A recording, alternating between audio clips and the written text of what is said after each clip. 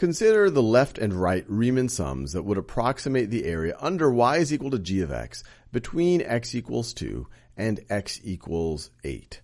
So we want to approximate this light blue area right over here. Are the approximations overestimations or underestimations?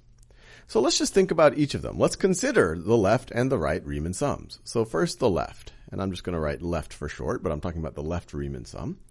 So they don't tell us how many subdivisions to make for our approximation, so that's up to us to decide. Let's say we went with 3 subdivisions. Let's say we wanted to make them equal. They don't have to be, but let's say we do.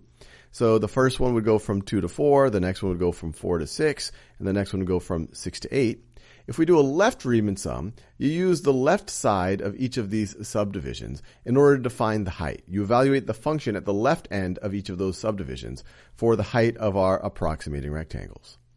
So we would use g of 2 to approximate for, or to set the height of our first approximating rectangle, just like that. And then we would use g of 4 for the next rectangle. So we would be right over there. And then you'd use g of 6 to represent the height of our third and our final rectangle, right over there. Now, when it's drawn out like this, it's pretty clear that our left Riemann sum is going to be an overestimation. Why do we know that? Because these rectangles, the area that they're trying to approximate are always contained in the rectangles. And these rectangles have this surplus area. So they're always going to be larger than the areas that they're trying to approximate. And in general, if you have a function that's decreasing over the interval that we care about right over here, and strictly decreasing the entire time, if you use the left edge of each subdivision to approximate, you're going to have an overestimate.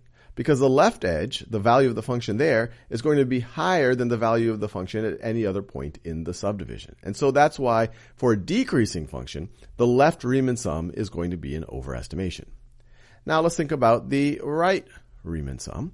And you might already guess it's going to be the opposite, but let's visualize that. So let's just go with the same 3 subdivisions, but now let's use the right side of each of these subdivisions to define the height. So for this first rectangle, the height is going to be defined by g of 4. So that's right over there. And then for the second one, it's going to be g of 6. So that is right over there. And for the third one, it's going to be g of 8. And so let me shade these in to make it clear which rectangles we're talking about. This would be the right Riemann sum to approximate the area. And it's very clear here that this is going to be an underestimate. Underestimate. Because we see in each of these intervals, the right Riemann sum, or the rectangle that we're using for the right Riemann sum, is a subset of the area that it's trying to estimate. We're not able to, it doesn't capture this extra area right over here. And once again, that is because this is a strictly decreasing function.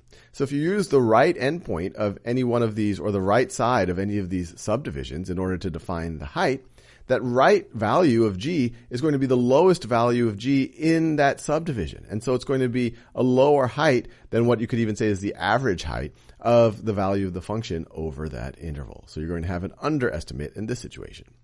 Now, if your function was strictly increasing, then these 2 things would be swapped around. And of course, there are many functions that are neither strictly increasing or decreasing, and then it would depend on the function. And sometimes even it would depend on the type of subdivisions you choose to decide whether you have an overestimate or an underestimate.